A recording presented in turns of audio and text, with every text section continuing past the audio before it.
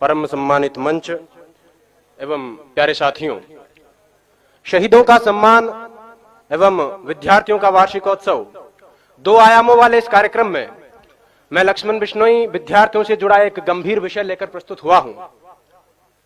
विचारों की अभिव्यक्ति में कहीं कोई त्रुटि हो तो क्षमा करें। मान्यवर, भीगती मसों और फूलती नसों के दिनों में अपने घर से सैकड़ों किलोमीटर दूर एक छोटे से 10 बाई 10 के कमरे में निपट अकेला बैठकर रो रहा एक किशोर अपने मन मस्तिष्क में चल रहे झंझावातों चक्रवातों को झेल रहा होता है, अपनी मनस्थिति को कोस रहा होता है। किसी छोटे बड़े सपने के खत्म हो जाने के कारण हर वक्त खुद को हीन समझ रहा होता है और उसके बाद वो एक ऐसा फैसला लेता है जिसे लेने का उसे कोई हक नहीं है। मान्यवर, वो एक खत लिखकर छोड़ता है, फिर इस दुनिया को छोड़ देता है। वो अपने आखिरी खत में लिखता है कि मेरे पास दूसरा कोई विकल्प नहीं बचा था, यही एकमात्र समाधान है, मैं आत्महत्या कर रहा हूं, मुझे माफ करना।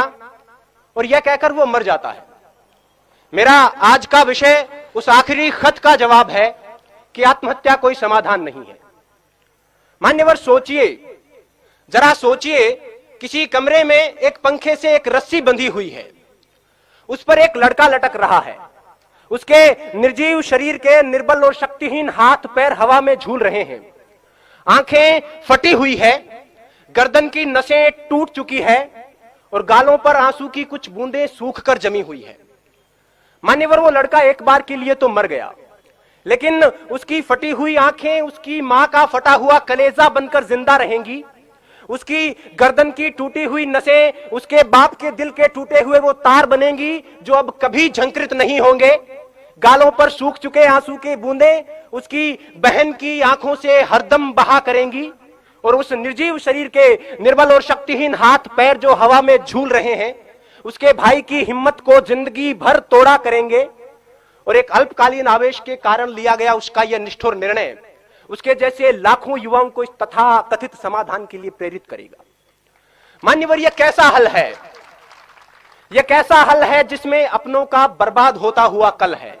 खुदकुशी करने वाला इंसान खुद तो एक बार मर जाता है, लेकिन उसके यार दोस्त, उसके घर परिवार के लोग, उसके रिश्ते नाते के लोग बार बार मरा करते हैं। वो हर वक्त खुद को अपराधी समझते हैं और इस संतरास के कारण वो जीते जी मरे हुए के समान होते हैं। मान्यवर, मुझे यह विषय इसलिए उठाना पड़ा क्योंकि पिछले 2 साल में भारत में 4000, राजस्थान में 150, इस शहर में 9 और यहां तक कि इस महाविद्यालय में 5 विद्यार्थी खुदकुशी कर चुके हैं, जिनमें से 3 मेरे अजीज मित्रों में शामिल थे। और इनमें से लगभग 80% आत्महत्याएं छोटी मोटी अकादमिक विफलता के कारण किया गया आत्मघात थी। इन आंकड़ों से उठती हुई चीखें इस विषय की आवाज को उठाना चाहती है। डॉक्टर्स और मनोवैज्ञानिकों का यह कहना है कि अगर उन तक सही वक्त पर किसी प्रकार की मदद, सहानुभूति और मार्गदर्शन पहुंचता तो उनकी जान बचाई जा सकती थी।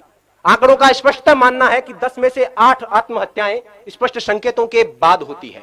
उन्हें उनकी बातें सुने।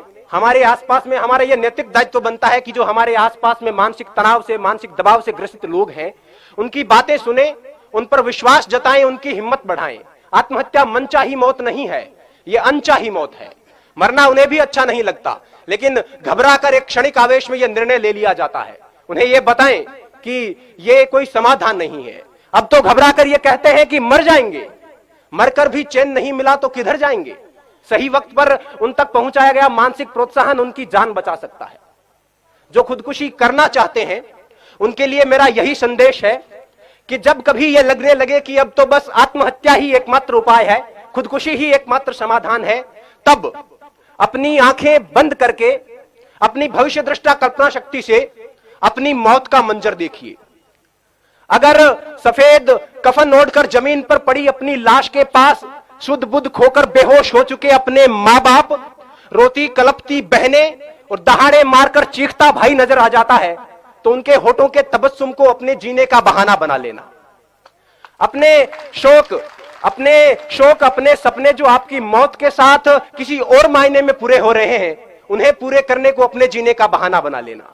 अपनी कला को विस्तार देने को, आगे के जीवन को निहार लेने को, दूसरों को उपकार देने को कोई भी बहाना बना लेना। जीने के बहाने लाखों हैं।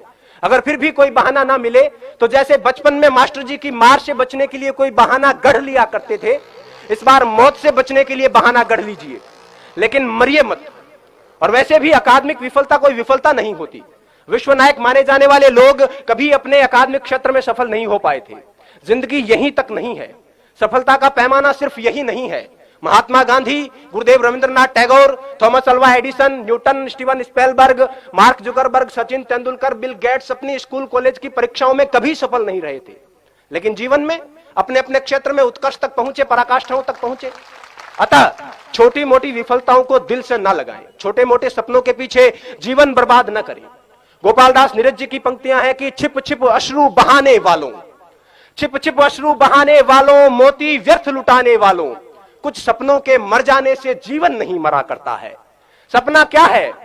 सपना क्या है? नयन सेज पर सोया हुआ आंख का पानी, और उसका टूटना जूं जागे कच्ची नींद जवानी, गीली उम्र बनाने वालों, डूबे बिना नहाने वालों, कुछ पानी के बह जाने से सावन नहीं मरा करता है, चंद खिलौने खो जाने से बचपन नहीं मरा करता है, कुछ दीपों के बुझ जाने से आंगन नहीं मरा करता है, कुछ मुखड़ों की नाराजी से दर्पण नहीं मरा करता है, कुछ सपनों के मर जाने से जीवन नहीं मरा करता है। जय हिंद, जय भारत, वंदे मातरम।